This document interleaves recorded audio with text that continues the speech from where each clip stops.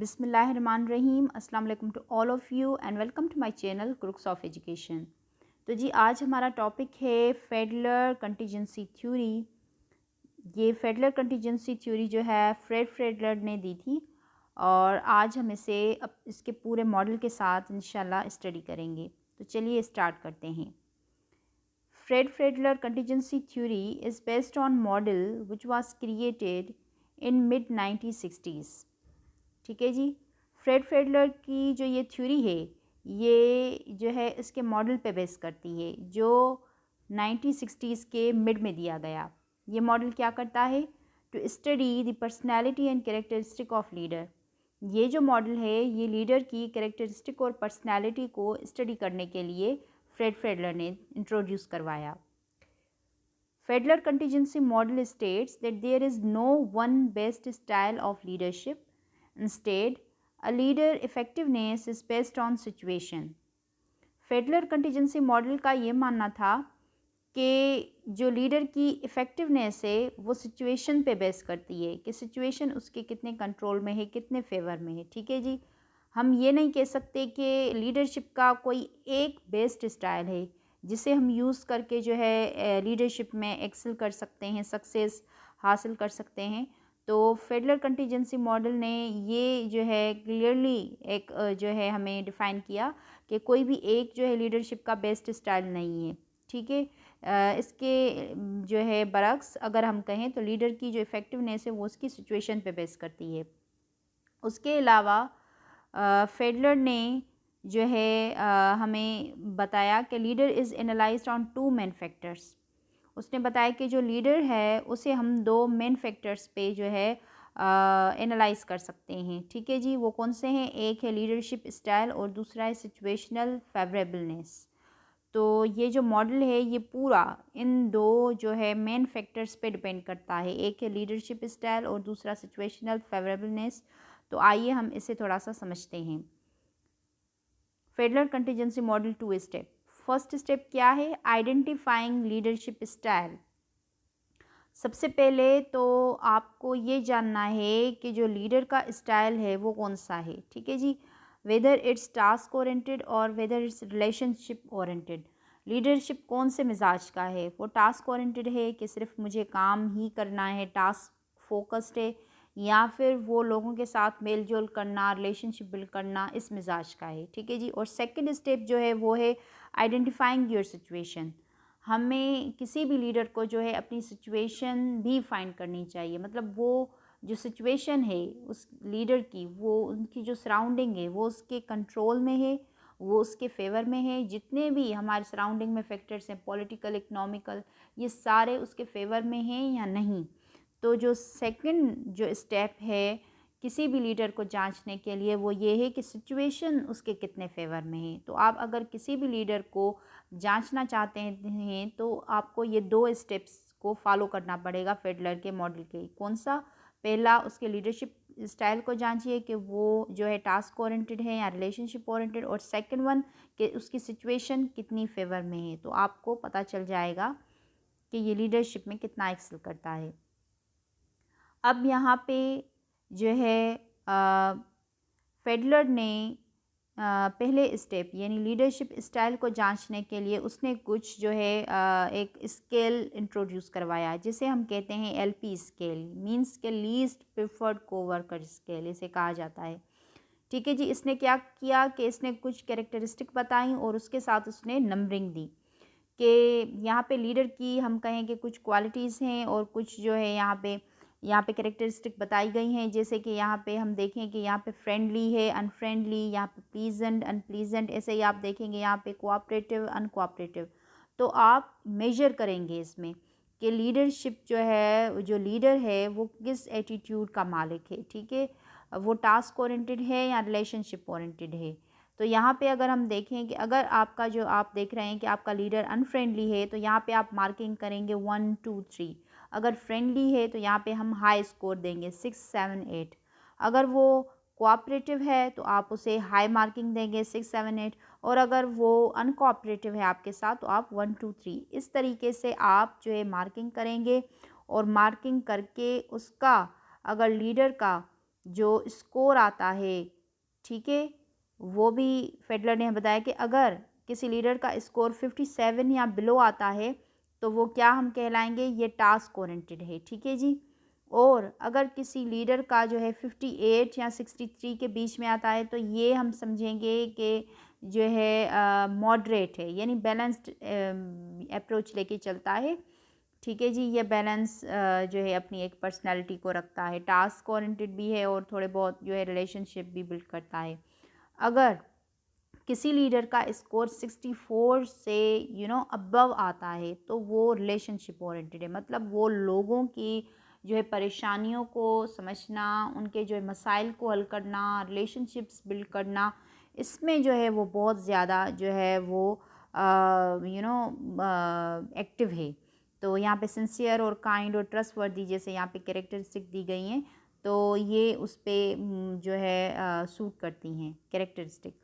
तो जी ये जो है सारा स्केल इसने बताया ओवरऑल फेडलर ने, और इससे आप क्या कर सकते हैं, आप अपने लीडर को जांच सकते हैं उनको मार्किंग दे के, ठीक है जी। और फर्दर अगर मैं यहाँ पे थोड़ा सा डिफ़ाइन करूँ कि टास्क ओरिएंटेड लीडर और रिलेशनशिप ओरिएंटेड लीडर जो हैं हम किसे कहते हैं, तो यहाँ पे मज़ीद यहाँ पे थोड़ा सा डिफ़ाइन किया है कि जो टास्क ओरिएंटेड होते हैं उनकी हमेशा एलपीसीज जो होती हैं वो क्या होती हैं, लो होती हैं, ठीक है। आपको हमेशा उनकी जो एलपीसीज जो स्केल होगी उसकी मार्किंग लो नज़र आएगी, 57 या उससे कम, ठीक है जी।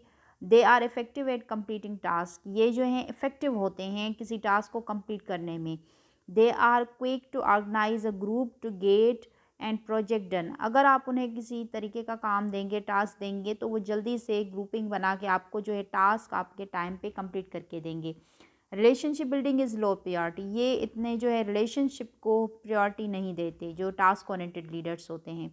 Usually view the LPCs more negatively, उनकी जो एलपीसीज हैं वो नेगेटिव नज़र आती हैं, resulting in a lower scale, उनका जो स्केल में स्कोर होता है वो लोअर ही नज़र आता है।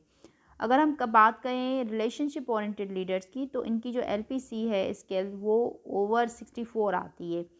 Focus more on personal connection, ये ज़्यादातर जो फोकस करते हैं वो लोगों के कनेक्शंस में रिलेशनशिप बिल्डिंग पे करते हैं। Good at managing and avoiding conflict as well as better able to make complex decision, ठीक है जी। ये जो है मुश्किल से मुश्किल डिसीजन लेने में भी बहुत जो है अच्छे साबित होते हैं, और जो है किसी भी तरीके का ऑर्गेनाइजेशन में कॉन्फ्लिक्ट हो, झगड़ा हो, तो वो उसे भी मैनेज कर लेते हैं।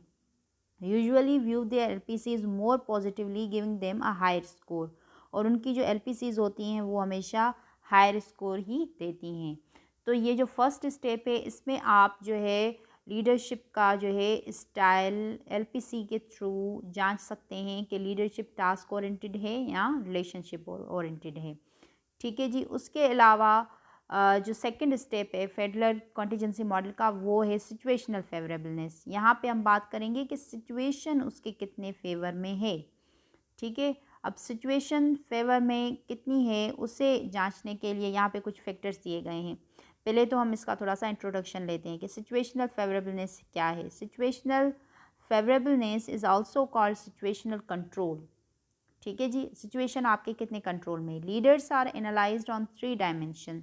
सिचुएशन फेवरेबलनेस को जांचने के लिए लीडरशिप के जो है लीडर्स जो हैं वो 3 डायमेंशन में एनालाइज किए जाते हैं। कौन सा, लीडर मेंबर रिलेशंस, आपके रिलेशंस कैसे हैं, लीडर और मेंबर का रिलेशन कैसा है। टास्क स्ट्रक्चर, टास्क जो आपका गोल है या आपका टास्क है वो कैसे स्ट्रक्चर्ड जो है बनाया हुआ है, बताया गया है या नहीं, क्लियरली एक विजन जैसे बताते हैं अपने फॉलोअर्स को। लीडर्स पोजीशन पावर, आपकी जो लीडर की जो पोजीशन पावर है वो कैसी है, स्ट्रॉन्ग है, वीक है। तो इसे थोड़ा सा चलिए डिफाइन करते हैं, ठीक है जी। लीडर मेंबर रिलेशंस, तो लीडर मेंबर रिलेशंस में आता है create the level of trust and confidence of team to their leader. Here the leader who is more trusted has more influence with the team than a leader who is not trusted. Obviously आपका जितना level of trust और confidence आपकी team में होगा, आप पे जितना जो है लोग जो है ट्रस्ट करेंगे, तो जाहिर सी बात है आपका इन्फ्लुएंस भी उतना ज़्यादा होगा, आपका असर जो है लोगों पे और ज़्यादा होगा, और वो आपको ज़्यादा फॉलो करेंगे बजाय उस लीडर के जो कि ट्रस्टेड नहीं है, ठीक है, जो ट्रस्टवर्दी नहीं है, जिस पे लोग यकीन नहीं करते, तो उसका इन्फ्लुएंस भी उतना नहीं होगा। तो सिचुएशन फेवर में होने के लिए ये बहुत ज़रूरी है कि आपका अपने मेंबर्स के साथ रिलेशन कैसा है, लीडर का अपने मेंबर के साथ रिलेशनशिप कैसा है। ठीक है। सेकंड है task structure.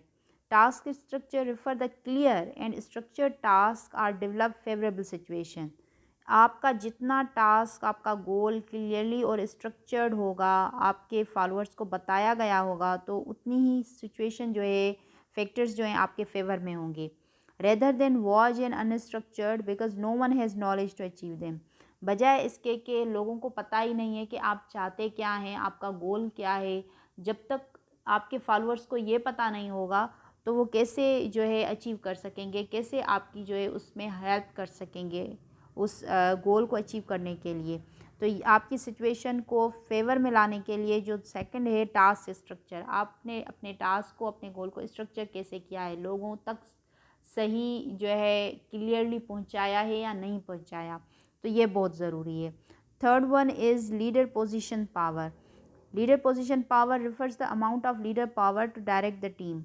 Leader position power उसे कहते हैं जो लीडर के पास पावर होता है अपनी पोजीशन का, अपनी सीट का, ठीक है, जिसके थ्रू वो लोगों को, अपनी टीम को डायरेक्ट करता है। द पावर इधर स्ट्रॉन्ग और weak and also direct reward punishment for a team और इंडिविजुअल।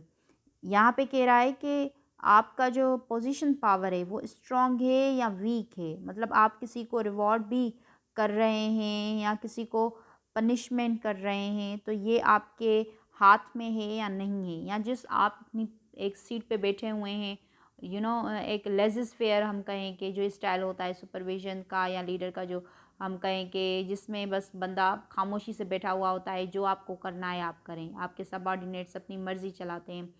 तो आपकी पावर स्ट्रॉन्ग है या वीक है, आपको लोग सुनते हैं या नहीं सुनते, तो ये भी बहुत ज़रूरी है। जितना आपका स्ट्रॉन्ग होगा आपका पोजीशन पावर, उतनी ही सिचुएशन आपके फेवर में होगी। तो सिचुएशन फेवरेबलनेस के लिए ये तीन जो फैक्टर्स हैं वो बहुत ज़रूरी हैं। किसी आप अगर लीडर को जांचें कि सिचुएशन उसके कितने फेवर में है, तो आप ये तीन फैक्टर्स को देखेंगे। और अगर आप जांचना चाहते हैं कि लीडर का एटीट्यूड कैसा है, तो आप जो है इस LPC स्केल के थ्रू जांचेंगे कि वो टास्क ओरिएंटेड हैं या फिर रिलेशनशिप ओरिएंटेड है। तो जो कम्प्लीटली अगर हम फेडलर कंटीजेंसी मॉडल को देखें, तो जो फेडलर कंटीजेंसी का मॉडल है वो इन 2 स्टेप्स पे ही डिपेंड करता है। और अगर हम इसको समझ लें तो ये जो है हम अच्छे तरीके से अपनी लीडरशिप में जो है एक्सेल करेंगे। ठीक है जी।